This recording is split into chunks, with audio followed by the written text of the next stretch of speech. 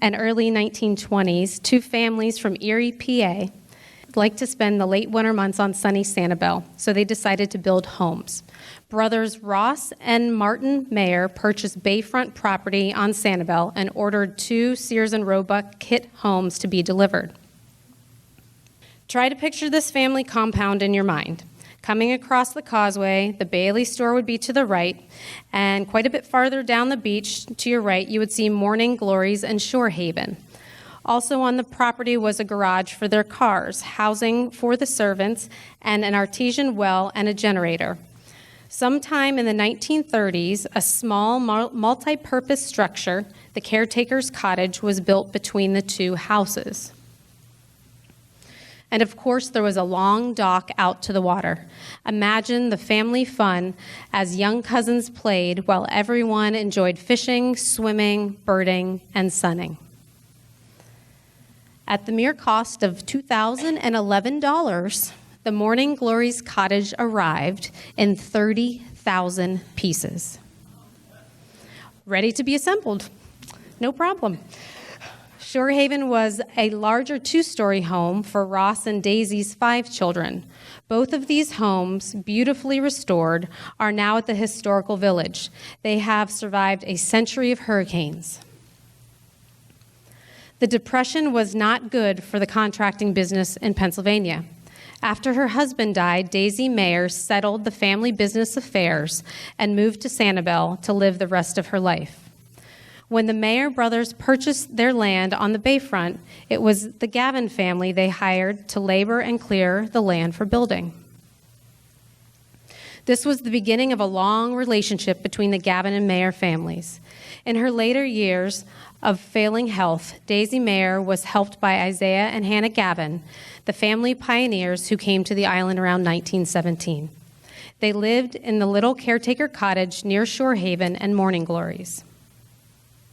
Just last fall, the last member of the Mayer family on Sanibel sold the remaining 20 acres of family land, mainly mangrove, to the Ding Darling National Wildlife Refuge.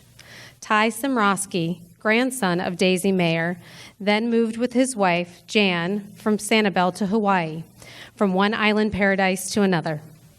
We'd like to say many thanks to historian and filmmaker Ken Sneeden for putting together this short recollection from Ty about visiting his grandma's house on Sanibel.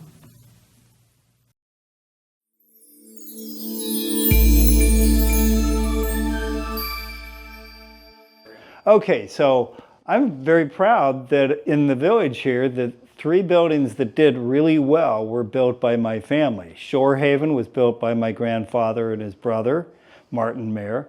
And then Martin and my grandfather, James Ross Mayer, built this cottage, Morning Glory.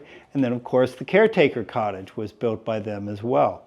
So all 3 buildings did very well in Hurricane Ian.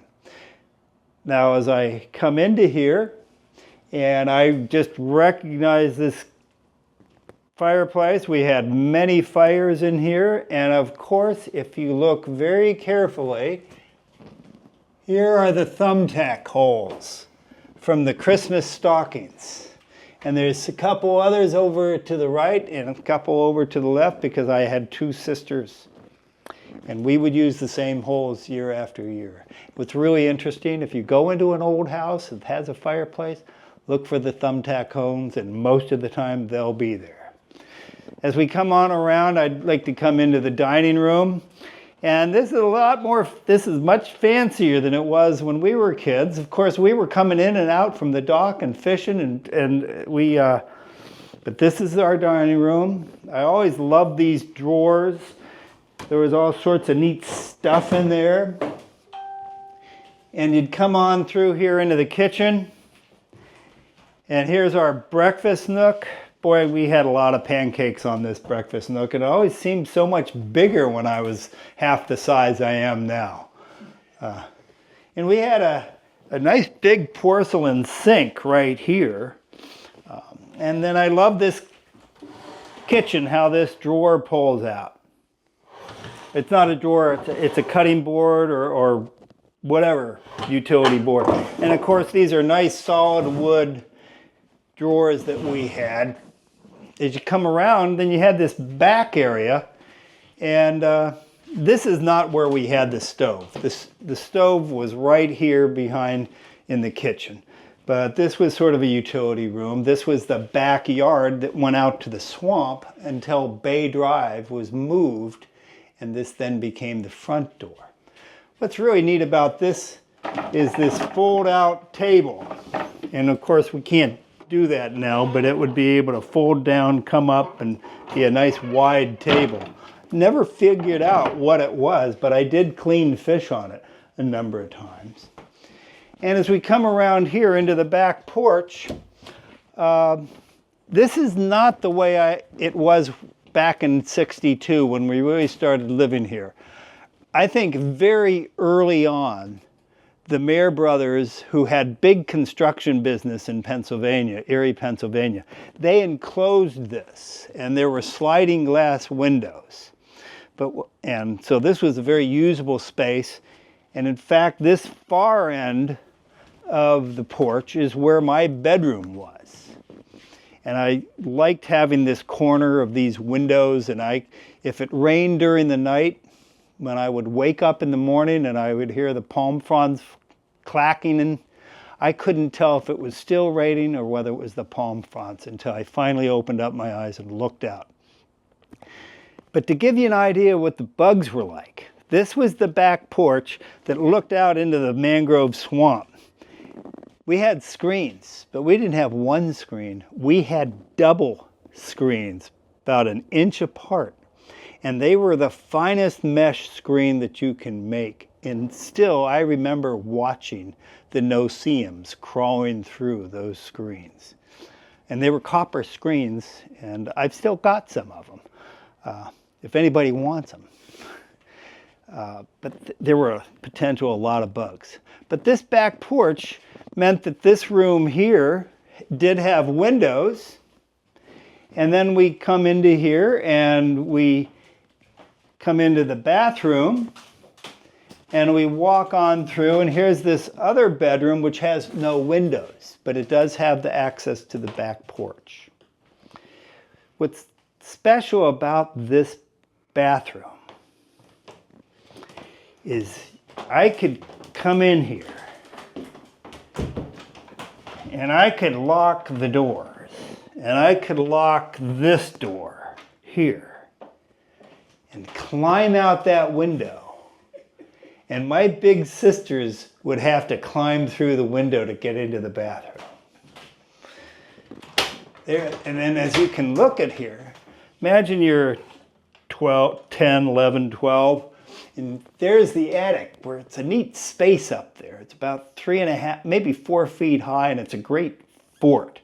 And so you can just put your feet onto these, and these doors make a great ladder for climbing up into that space. The only heat we had in Morning Glory was a gas stove or gas fire heater right here. Probably the worst fire hazard around, and that's why we took it out and put this piece of plywood here. And then of course we had the fireplace for heat as well. So it was a very simple place to live, and we enjoyed it greatly. We lived in the house, but we actually lived out on the dock, going up and down the beach. There was shelling and everything on the beach, and you could walk all the way pretty much down to Dixie Beach Road. You've already seen the 200 pounds fishing in 20 minutes. Well, if you actually count the fish, it's probably not 200 pounds. But I can just imagine how exciting it was, and the fish got bigger as their arms got more tired. What I like is it shows how being on the dock. This is my Aunt Ellie Dormer. This is my sister Barb and Daisy, and maybe my mother over here, and my Uncle Cher. And here's my Uncle Cher with my father. But over here, look at how we have Daisy Mayer listening to her radio. That was the communication back then. And who knows who she was listening to? It was probably AM being broadcast from many, many, many miles away. She was an avid fisherman, which you can see right here. We lived on the dock. So thank you very much for letting me talk a little bit about growing up here. We always had shell collections, and we always had books. This is where I read the Hardy Boy books, and these are actually books from my grandmother, Daisy Mayer. And thank you very much. One common thread we can see throughout all of this is you had to be very tough to grow up on the islands, between the no-see-ums, the mosquitoes, no air conditioning, and you had to be creative to entertain yourself with your pastimes as well.